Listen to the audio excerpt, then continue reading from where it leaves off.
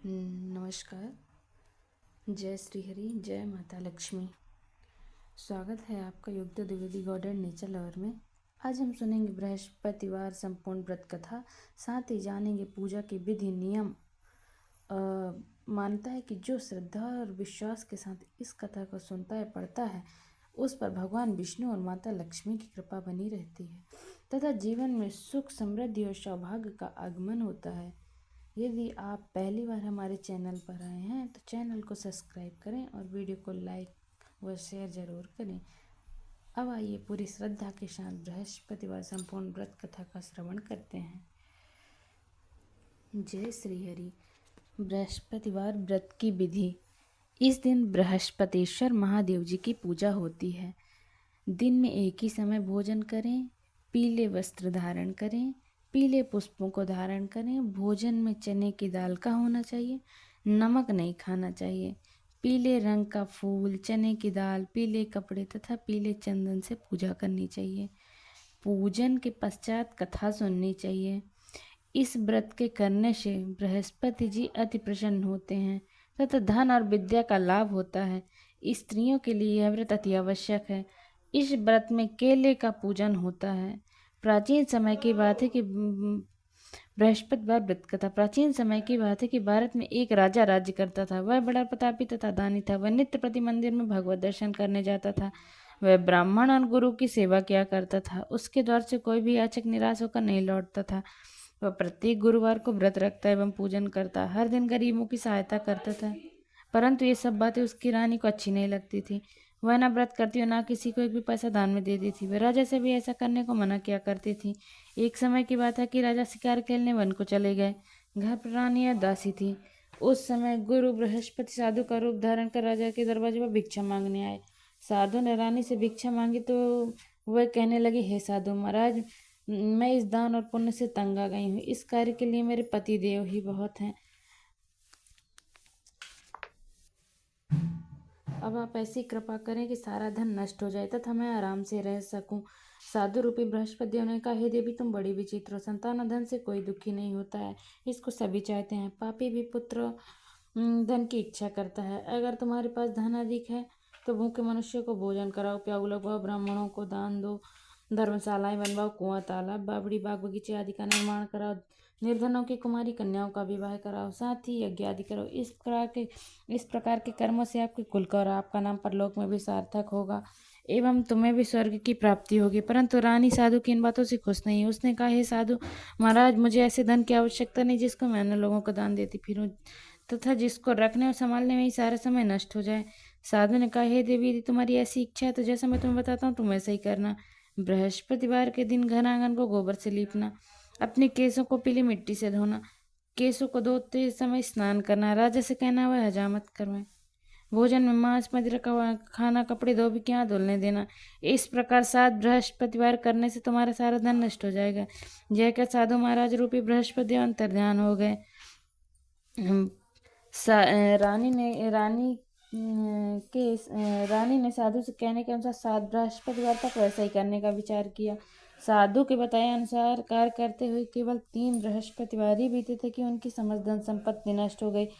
भोजन के लिए दोनों समय परिवार तरसने लगा, सांसारिक भोगों से दुखी रहने लगा। तब राजा रानी से कहने लगा, हे रानी, तुम यहाँ पर रहो, मैं दूसरे देश को जाता हूँ, क्योंकि यहाँ मुझे सभी मनुष्य जानते हैं, इसलिए मैं यहाँ कोई काम नहीं कर सकता। मैं परदेश जा रहा हूँ, वहाँ कोई काम धंधा करूँगा, शायद हमारे भाग बदल जाए। ऐसा कहकर राजा परदेश चला गया। वह वहाँ जंगल से लकड़ी काट कर लाता और शहर में भेजता। इस तरह जीवन व्यतीत करने लगा। इधर राजा के बिना रानी और दासियां दुखी रहने लगी। किसी दिन भोजन मिलता, किसी दिन जल पी कर रह जाती। एक समय रानी और दासियों को 7 दिन बिना भोजन के व्यतीत करने पड़े तो रानी अपनी दासी से कहा, हे दासी, आप पासी के नगर में मेरी बहन रहती है, वह बड़ी धनवान है, तो उसके पास जा, वहां से 5 सेर भेजन मांग कर ले आ, जिससे कुछ समय के लिए गुजारा हो जाएगा। दासी रानी की बहन के पास गई। रानी की बहन उस समय पूजा कर रही थी। बृहस्पतिवार का दिन था। दासी ने रानी की बहन से कहा, हे रानी, मुझे आपकी बहन ने भेजा है, मुझे 5 सेर भेजर दे दो। दासी ने यह बात अनेक बार कही, परंतु रानी की बहन ने कोई उत्तर नहीं दिया, क्योंकि उस समय बृहस्पतिवार की कथा सुन रही थी। जब दासी को रानी की बहन से कोई उत्तर नहीं मिला तो बहुत दुखी हुई, उसे क्रोध भी आया। वह लौट कर रानी से बोली, हे रानी, आपकी बहन बहुत ही घमंडी है, वह छोटे लोगों से बात भी नहीं करती। मैंने उससे कहा तो उससे कोई उत्तर नहीं दिया, मैं वापस चली आई। रानी बोली, हे दासी, इसमें उसका कोई दोष नहीं। जब बुरे दिन आते हैं तो तब कोई सहारा नहीं देता है। अच्छे बुरे का पता विपत्ति में ही लगता है। जो ईश्वर की इच्छा होगी वही होगा, यह हमारे भाग का दोष है। इधर रानी की बहन ने सोचा, मेरी बहन की दासी आई, परंतु मैं उससे नहीं बोली, इससे बहुत दुखी हुई होगी। कथा सुना, विष्णु भगवान का पूजन समाप्त करो, अपनी बहन के घर आई और कहने लगी, हे बहन, बृहस्पतिवार का व्रत कर रही थी, तुम्हारी दासी हमारे घर गई थी, परंतु जब तक कथा होती तब तक हम लोग ना उठते हैं ना बोलते हैं, इसलिए मैं नहीं बोली। कहो दासी क्यों गई थी? रानी बोली, बहन, हमारे घर अनाज नहीं था, वैसे तुमसे कोई बात छिपी नहीं, इस कारण मैंने दासी को तुम्हारे पास 5 शेर भेजा लेने के लिए भेजा था। रानी की बहन बोली, देखो बहन, बृहस्पति भगवान सबकी मनोकामना पूर्ण करते हैं, देखो शायद तुम्हारे घर में अनाज रखा हो। यह सुनकर दासी घर के अंदर गई तो वहाँ उसे घड़ा भेजर का मेरा मिल गया। उसे बड़ी हैरानी हुई, क्योंकि उसने एक एक बर्तन देख लिया था। उसने बाहर आकर रानी को बताया। दासी अपनी रानी से कहने लगी, हे रानी, देखो, वैसे हमको जब अन्न नहीं मिलता तो हम रोज ही व्रत करते हैं। अगर इस व्रत की विधि और कथा पूछ ली जाए तो इसे हम भी कर लिया करेंगे। दासी के कहने पर रानी ने अपनी बहन से बृहस्पतिवार व्रत के बारे में पूछा। उसकी बहन ने बताया, हे रानी बहन, बृहस्पतिवार को सूर्योदय के पूर्व उठकर स्नान करके बृहस्पतिवार का व्रत करना चाहिए, लेकिन उस दिन सिर नहीं धोना चाहिए। बृहस्पतिवार के व्रत में चने की दाल और मनुक्कों से विष्णु भगवान का केले के वृक्ष की जड़ से पूजन करें तथा दीपक जलावें। उस दिन एक ही समय भोजन करें, भोजन पीले खाद्य पदार्थ का करें तथा कथा सुने। इस प्रकार करने से गुरु भगवान प्रसन्न होते हैं, अन्न पुत्र धन देते हैं। इस तरह व्रत और पूजन की विधि बताकर रानी की बहन अपने घर लौट गई। रानी और दासी दोनों ने निश्चय किया कि बृहस्पति भगवान का पूजन जरूर करेंगे। 7 दिन बाद जब बृहस्पतिवार आया तो उन्होंने व्रत रखा। गुड़साल में जाकर चना और गुड़ बीन लाई तथा उसकी दाल से केले की जड़ में विष्णु भगवान का पूजन किया। अब भोजन कहाँ से आए? दोनों बड़ी दुखी हुई, परंतु उन्होंने व्रत किया था, इस कारण बृहस्पति भगवान प्रसन्न थे। एक समय वे एक साधारण व्यक्ति के रूप में 2 थालों में सुंदर पीला भोजन लेकर आए और दासी को देकर बोले, हे दासी, यह भोजन तुम्हारे और रानी के लिए है, तुम दोनों करना। दासी भोजन पाकर बड़ी प्रसन्न हुई और रानी से बोली, रानी जी, भोजन कर लो। रानी को भोजन आने के बारे में कुछ पता नहीं था, इसलिए वह दासी से बोली, जा तू ही भोजन कर, क्योंकि तू हमारी व्यर्थ में हंसी उड़ाती है। दासी बोली, एक व्यक्ति अभी भोजन दे गया है। रानी कहने लगी, वह भोजन तेरे लिए दे गया है, तू ही भोजन कर। दासी ने कहा, वह व्यक्ति हम दोनों के लिए 2 थालों में भोजन दे गया, इसलिए मैं और आप दोनों साथ साथ भोजन करेंगे। फिर दोनों ने गुरु भगवान को नमस्कार कर भोजन प्रारंभ किया। उसके बाद से प्रत्येक बृहस्पतिवार को गुरु भगवान का व्रत पूजन करने लगे। बृहस्पति भगवान की कृपा से उनके पास धन हो गया, परंतु रानी फिर पहले की तरह आलस करने लगी। तब दासी बोली, देखो रानी, तुम पहले भी इसी प्रकार आलस करती थी, तुम्हें धन के रखने में कष्ट होता था, इस कारण सभी धन नष्ट हो गया। अब गुरु भगवान की कृपा से धन मिला है तो तुम्हें फिर आलस होता है। बड़ी मुसीबतों के बाद हमने ये धन पाया, इसलिए हमें दान पुण्य करना चाहिए। तुम भूखे मनुष्यों को भोजन कराओ, प्याऊ लोगों ब्राह्मणों को दान दो, तो कुआं, तालाब, बावड़ी आदि का निर्माण कराओ, मंदिर पाठशाला बनवा कर दान दो, कुंवारी कन्याओं का विवाह कराओ, धन को शुभ कार्यों में खर्च करो, जिससे तुम्हारे कुल का यश बढ़े तथा स्वर्ग प्राप्त हो और पितृ प्रसन्न हो। दासी की बात मानकर रानी ने इसी प्रकार के कर्म करने प्रारंभ किए, जिससे उनका काफी यश फैलने लगा। एक दिन रानी और दासी आपस में विचार करने लगी, न जाने राजा किस दशा में होंगे, उनकी कोई खोज खबर नहीं है। गुरु भगवान से उन्होंने प्रार्थना की और भगवान ने रात्रि में राजा को स्वप्न में कहा, हे राजा, उठ, तेरी रानी तुझको याद करती है, अब अपने देश को लौट जा। राजा प्रातःकाल उठकर जंगल से लकड़ियां काट कर लाने की और जंगल की ओर चल पड़ा। जंगल से गुजरते हुए सोचने लगा, रानी की गलती से कितने दुख भोगने पड़े, राजपाट छोड़कर उसे जंगल में आकर रहना पड़ा, जंगल से लकड़ियां काटकर उन्हें बेचकर गुजारा करना पड़ा। उसी समय उस जंगल में बृहस्पति एक साधु का रूप धारण कर आए और राजा के पास आकर बोले, हे लकड़हारे, तुम इस सुनसान जंगल में किस चिंता में बैठे हो, मुझे बतलाओ। यह सुन राजा के नेत्रों में जल भर आया और साधु की वंदना कर बोले, हे प्रभु, आप सब कुछ जानने वाले हैं। इतना कहकर राजा ने साधु को अपनी संपूर्ण कहानी सुना दी। महात्मा तो स्वभाव के ही दयालु होते हैं, वे राजा से बोले, हे राजा, तुम्हारी पत्नी ने बृहस्पति देव के प्रति अपराध किया था, जिसके कारण तुम्हारी यह दशा हुई। अब तुम किसी प्रकार की चिंता मत करो, भगवान तुम्हें पहले से अधिक धन देंगे। देखो, तुम्हारी पत्नी ने बृहस्पतिवार का व्रत करना प्रारंभ कर दिया है। अब तुम बृहस्पतिवार का व्रत करके चने की दाल व गुड़ और जल को लोटे में डाल के केले के पत्ते से भगवान विष्णु का पूजन करो। फिर कथा कहो या सुनो, भगवान तुम्हारी सब मनोकामनाओं को पूर्ण करेंगे।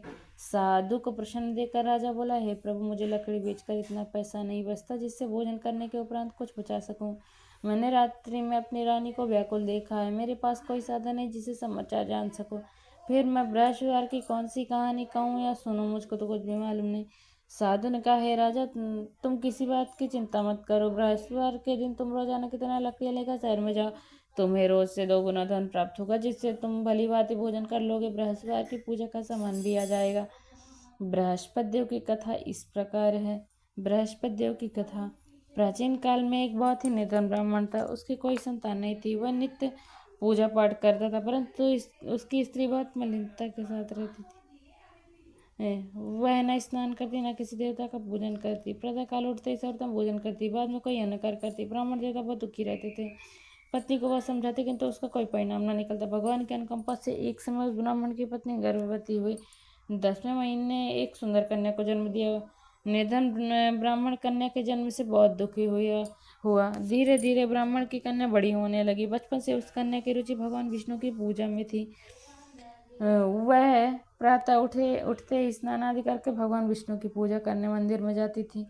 बृहस्पतिवार को व्रत करके विधिवत पूजा पाठ करती थी। पूजा पाठ के बाद वह पढ़ने के लिए पाठशाला में जाती थी। घर से लौटते हुए वह मुट्ठी भर जौ साथ लेकर जाती और पाठशाला के रास्ते में थोड़ी थोड़ी जौ गिराती जाती। जब वह पाठशाला से घर लौटती तो जौ के दाने सोने में बदले हुए मिलते थे। लड़की सभी सोने के दाने बीन लाती थी। एक दिन जब वह सोने के दाने साफ कर रही थी तो उसकी माँ ने कहा, बेटी, सोने के दाने साफ करने के लिए सोने का सूप भी होना चाहिए।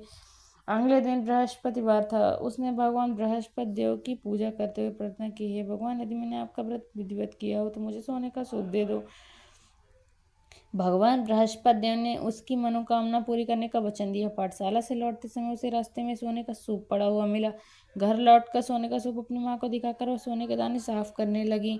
उसी समय नगर का राजकुमार उसके घर के पास से गुजरा। उस सुंदर लड़की को सोने के सूप में जौ साफ करते देख राजकुमार उस पर मोहित हो गया। महल में लौटकर राजकुमार ने लड़की से उस लड़की के विवाह की बात कही, विवाह करने की इच्छा प्रकट की। तो राजा ने ब्राह्मण को महल में बुलाकर राजकुमार से उसकी लड़की के विवाह की बात कही। ब्राह्मण तैयार हो गया। धूमधाम से उस लड़की का विवाह राजकुमार से हो गया। दुल्हन बनकर ब्राह्मण की लड़की महल में चली गई। लड़की के चले जाने से ब्राह्मण फिर निर्धन हो गया। उसे कई कई दिन भोजन भी नहीं मिलता था और बहुत दुखी होकर ब्राह्मण एक दिन अपनी पत्नी के पास गया और अपने पिता की निर्धनता का समाचार सुनकर उसे बहुत सा धन देकर पिता को विदा किया। उस धन से ब्राह्मण के कुछ दिन तो आराम से गुजर गए, लेकिन जल्दी फिर भूखे मरने की हालत हो गई। ब्राह्मण अपनी लड़की से धन लेने के लिए फिर महल में पहुंचा। लड़के ने पिता की बुरी हालत देखकर कहा, पिताजी, आखिर आप कब तक मुझसे धन लेकर जीवन यापन करेंगे? आप कोई ऐसा उपाय क्यों नहीं करते जिससे आपका घर धन संपत्ति से भर जाए? ब्राह्मण ने कहा, मैंने तेरी माँ को बहुत समझा लिया, पर उसकी समझ में कुछ नहीं आता। उसका फूहड़पन नष्ट हो तो घर की निर्धनता भी दूर हो जाए। तब कुछ सोच कर लड़की ने पिता से कहा, पिताजी, आप कुछ दिनों के लिए माँ को मेरे पास छोड़ जाओ। तब कुछ सोच कर ब्राह्मण पत्नी ने लड़की के पास महल में छोड़ा। लड़की ने अपनी माँ से कहा, माँ, तुम कल प्रातः उठकर स्नान आदि करके भगवान बृहस्पति देव विष्णु जी की पूजा अवश्य करना, जिससे पूजा करने से तुम्हारी निर्धनता अवश्य दूर हो जाएगी। लेकिन उनकी माँ ने उनकी कोई बात नहीं मानी। तब क्रोधित होकर लड़की ने अपनी माँ को एक कक्ष में बंद कर दिया। सूर्योदय के समय माँ को उठाकर जबरदस्ती उसे स्नान कराया और फिर मंदिर में ले जाकर भगवान बृहस्पति देव की पूजा कराई। कुछ दिनों तक ऐसा करने से माँ की बुद्धि में परिवर्तन हुआ और वह स्वयं बृहस्पतिवार का व्रत करने लगे। उनके व्रत रखने से ब्राह्मण के घर में भगवान विष्णु की अनुकंपा से धन की वर्षा होने लगी। दोनों पति पत्नी धन संपत्ति पाकर आनंद पूर्वक जीवन यापन करते हुए विष्णु धाम को चले गए।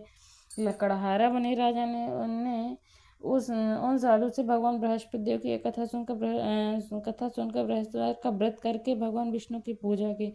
उस दिन से उसके सभी क्लेश दूर हो गए। लेकिन अगले बृहस्पतिवार को कामकाज में अधिक व्यस्त रहने के कारण उसने भगवान बृहस्पति देव का व्रत नहीं किया। भगवान बृहस्पति देव लकड़हारे से क्रोधित हो गए और उसे भूल की सजा दी। उस दिन नगर के राजा ने नगर में घोषणा करके सबको सूचित किया, प्रत्येक नागरिक मेरे महल में भोजन करने आए, जो नहीं आएगा उसे अपराधी मानकर भारी दंड दिया जाएगा। लकड़हारा बने राजा ने उस नगर के राजा की घोषणा तो सुनी, लेकिन जंगल से लकड़ी काट कर लाने उसे बेचने में देर हो जाने के कारण वह समय पर महल में भोजन करने नहीं जा सका। अतः राजा के सैनिक लकड़हारे को पकड़कर महल में ले गए। राजा ने उसे महल में एक कक्ष में बैठाकर भोजन कराया। उस कक्ष में एक कोठी पर रानी का सोने का हार लटका हुआ था। लकड़हारा किला उस कक्ष में भोजन कर रहा था, तभी उसने एक आश्चर्यजनक घटना घटती देखी। देखते ही देखते वो कोठी हार को निकल गई। थोड़ी देर बाद राजा ने हार को गायब देखा तो लकड़हारे को कारागार में डलवा दिया। लकड़हारा मन ही मन अपने भाग को कोसने लगे।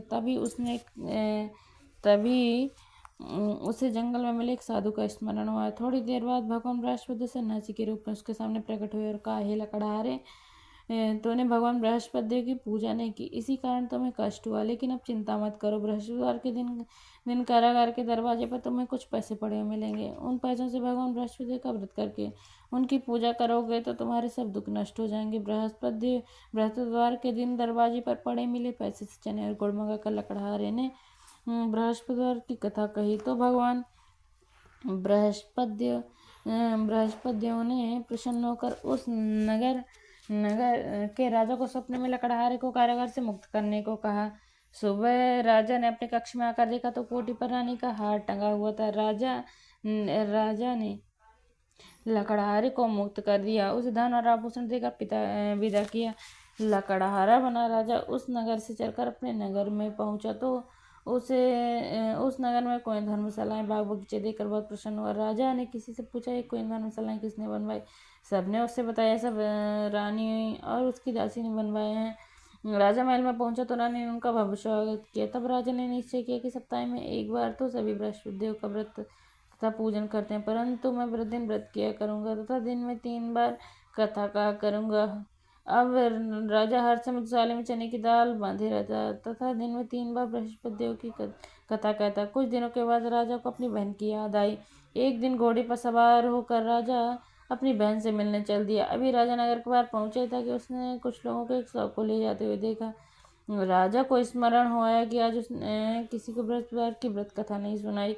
राजा ने उन लोगों को रोककर कहा, भाई आप शव को ले जाने से पहले मुझसे बृहस्पतिवार की कथा सुन लें। लोगों ने राजा पर क्रोधित होते कहा, तुम पागल तो नहीं हो, तुम कुछ बड़े बूढ़े लोगों ने कहा, अच्छा भाई साथ चलते चलते तुम अपनी कथा भी सुना लो। राजा ने चलते हुए आदि कथा ही सुनाई थी कि सौ हिलने लगा। राजा की पूरी कथा सुनाते सौ उठकर बैठ गया। लोगों ने हैरानी से दांतों तले उंगली दबाई। अगले बृहस्पतिवार को भगवान बृहस्पति देव का व्रत करने व कथा सुनने का निश्चय कर लिया। अब घोड़े पर सवार राजा चलते हुए एक किसान के पास पहुंचा। किसान अपने खेत में हल चला रहा था। राजा ने कहा, अरे भाई मुझसे बृहस्पतिवार की कथा सुन ले। किसान झुंझलाकर बोला, अरे भाई देख नहीं रहे हो, जितनी देर तक तुम्हारी कथा सुनूंगा उतनी देर तक पूरे खेत में हल चला लूंगा। राजा निराश होकर चलने लगा। तभी किसान के बैल लड़खड़ाकर जमीन पर जा गिरा। किसान के पेट में भी जोरों का दर्द होने लगा। उस किसान की पत्नी जब खाना लेकर आई तो उसने किसान से इस बारे में पूछा। किसान ने घुड़सवार की पूरी कहानी सुनाई। किसान की पत्नी दौड़ते हुए राजा के पास पहुंचकर हाथ जोड़कर बोली, भैया मैं तुम्हारी कथा सुनने को तैयार हूँ। राजा ने उसके पास खेत पर पहुंचकर बृहस्पतिवार की कथा सुनाई। तभी बैल उठकर खड़े हुए। किसान के पेट का दर्द भी तुरंत ठीक हो गया। राजा अपनी बहन के घर पहुंचा तो उसकी बहुत आवभगत हुई। अगले दिन सुबह उठकर राजा ने देखा घर के सभी लोग भोजन कर रहे हैं। किसी भूखे को बृहस्पतिवार की कथा सुनाए बिना राजा भोजन नहीं करता था। उसने उसे बहन से कहा, बहन क्या घर में कोई ऐसा व्यक्ति है जिसने अभी तक भोजन न किया? उसकी बहन बोली, भैया हमारे घर में तो क्या आपको पूरे नगर में कोई ऐसा व्यक्ति नहीं मिलेगा जिसने सुबह सुबह भोजन नहीं किया। तब राजा ने बहन के घर से निकलकर उस नगर में बिना भोजन किए व्यक्ति की तलाश की। एक गडरिये के घर में उसका बेटा बीमार होने के कारण भूखा रह गया था। राजा ने उसको जाकर बृहस्पतिवार की कथा सुनाई। कथा सुनते सुनते गडरिये का बीमार बेटा बिल्कुल ठीक हो गया। सबने उसकी बहुत प्रशंसा की। एक दिन राजा ने अपनी बहन से कहा, बहन अब हम अपने घर जाना चाहते हैं, तुम भी हमारे साथ चलो, कुछ दिन वहाँ रहकर लौट आना।